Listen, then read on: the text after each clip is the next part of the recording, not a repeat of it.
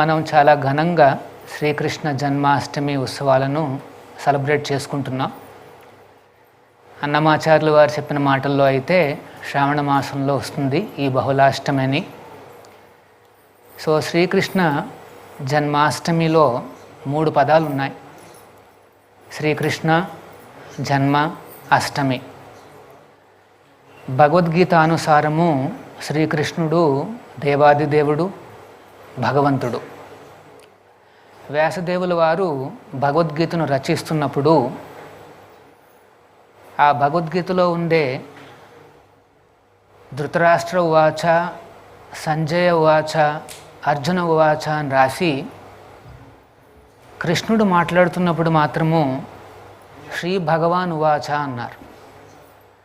అంటే కృష్ణుణ్ణి అర్జునుడితోనూ లేకపోతే ధృతరాష్ట్రుడితోనూ సమానం చేస్తారేమో అన్న భయంతో వ్యాసదేవుల వారు శ్రీకృష్ణ ఉవాచ అనలేదు, ఆయన శ్రీ భగవాన్ ఉవాచ అన్నారన్నమాట. భగవాన్ అంటే షడైశ్వర్య పూర్ణుడు.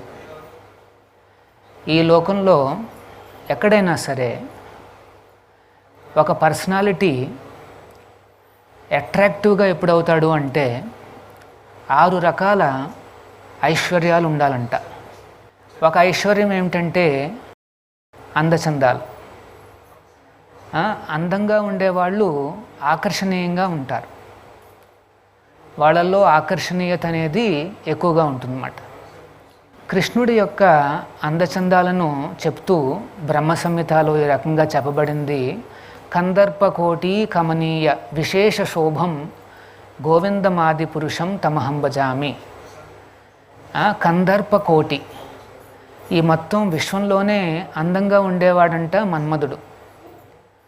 మరి అట్లాంటి మన్మధులు ఇంటూ కోటి, కందర్పకోటి, కోటి మన్మధులను కలిపితే ఏ రకంగా ఉంటారో అది కృష్ణుడి యొక్క అందం అన్నమాట.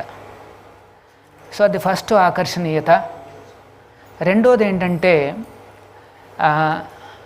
జ్ఞానం అన్నమాట, నాలెడ్జ్. కృష్ణుడు చెప్పిన ఈ భగవద్గీత అన్న జ్ఞానాన్ని మొత్తం ప్రపంచం అంతా కూడా ఇప్పటికీ కూడా అప్రిషియేట్ చేస్తూ ఎంతో ఆనందంగా చదువుకుంటున్నారు.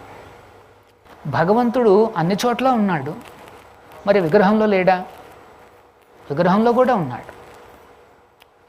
మరి అన్ని చోట్ల ఉంటే విగ్రహాలు ఎందుకు? ఎందుకంటే మనం ఆ స్వామికి సేవలు అందించాలి. అన్ని చోట్ల ఉండే విశ్వరూపాన్ని మనం ఒక వస్త్రాన్ని సమర్పించాలి అంటే ఆ విశ్వం ఎంత ఉందంటే 4 బిలియన్ మైల్స్ ఉంది. అంత వస్త్రాన్ని మనం సమర్పించలేం. అందుకనే మన సేవలను అందుకోవడానికి ఆ శ్రీకృష్ణుడు ఇలా అద్భుతమైన విగ్రహ రూపంలో వస్తాడు.